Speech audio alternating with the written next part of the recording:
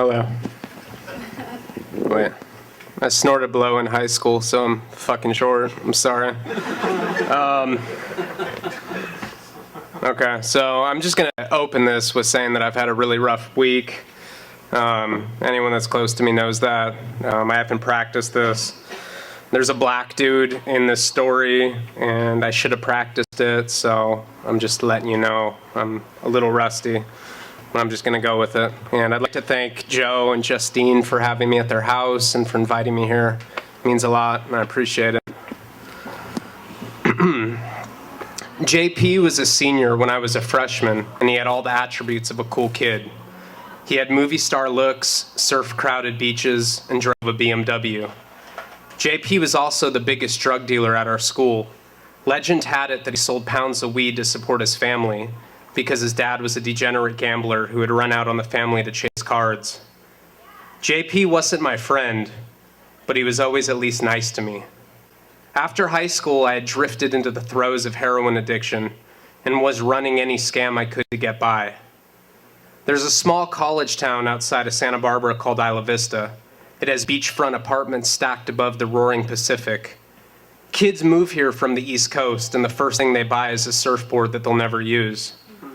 The boards act as a prop that they leave on their front porches as some sort of lame solidarity to Southern California culture. My friend used to drive me around in his pickup truck late at night, and I'd go door to door and steal the surfboards. We'd sell them at pawn shops, play it against Sports or Craigslist.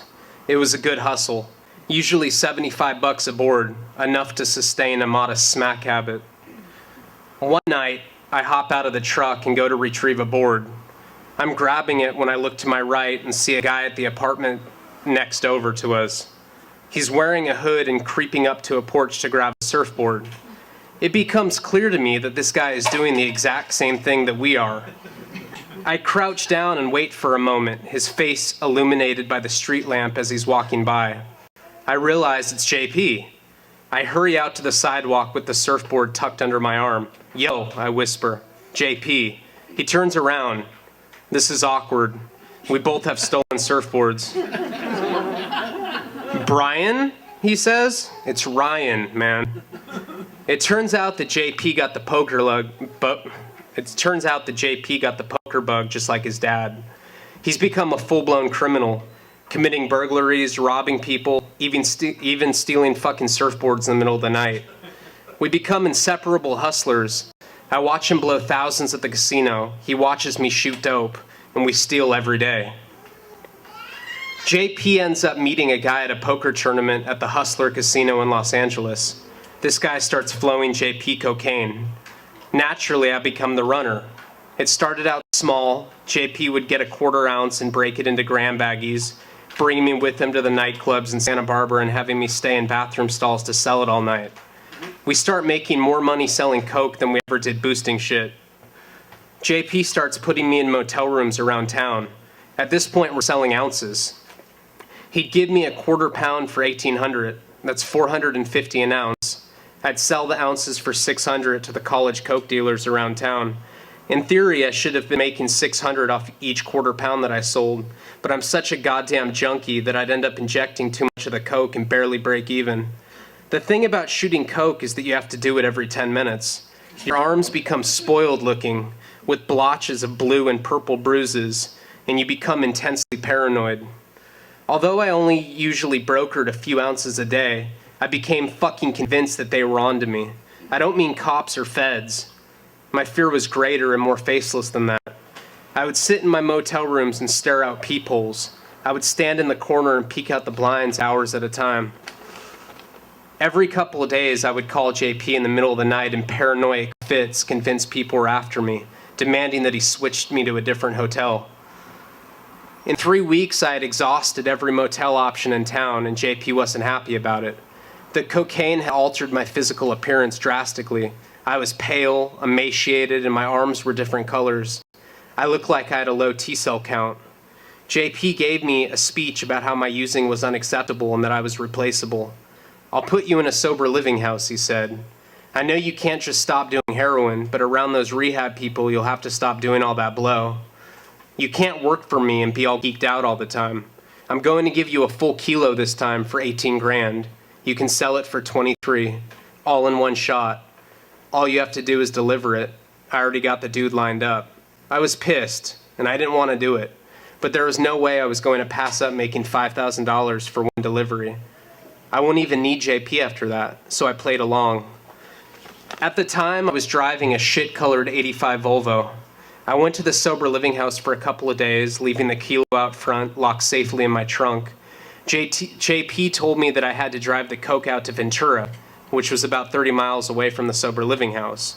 As I was leaving, a black guy came up to me. "Hey man, where are you off to right now?" "I'm already late," I said. "I'm headed out to Ventura. My mom's lives out there. Can I catch a ride with you?" He was your cliché thug.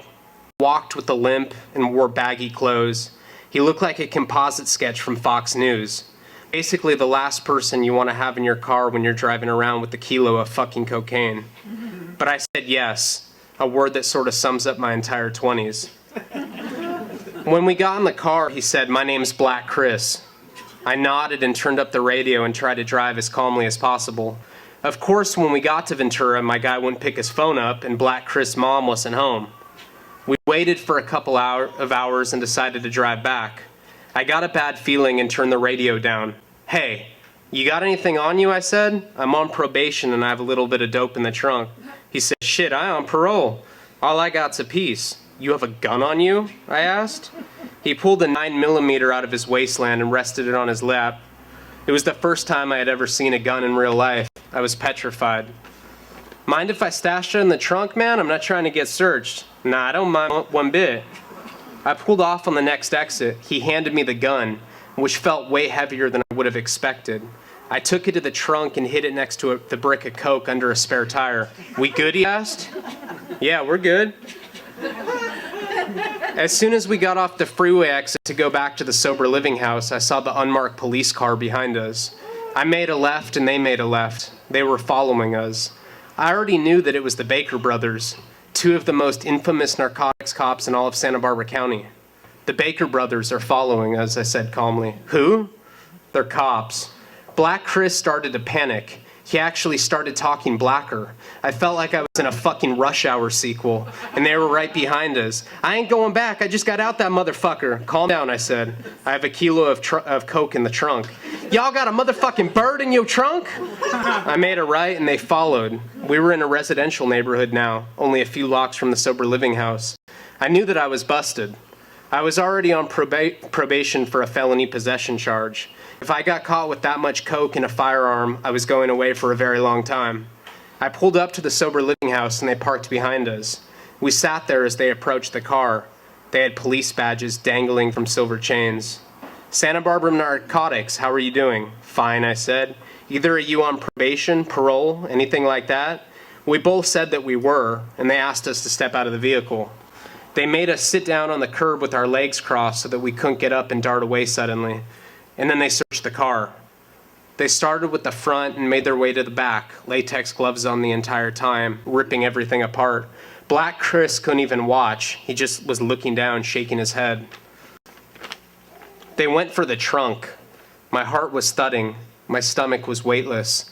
I saw him look through it, and just as he was going for the tire, his radio hissed with a static voice. He went down to answer it and stopped looking at the tire.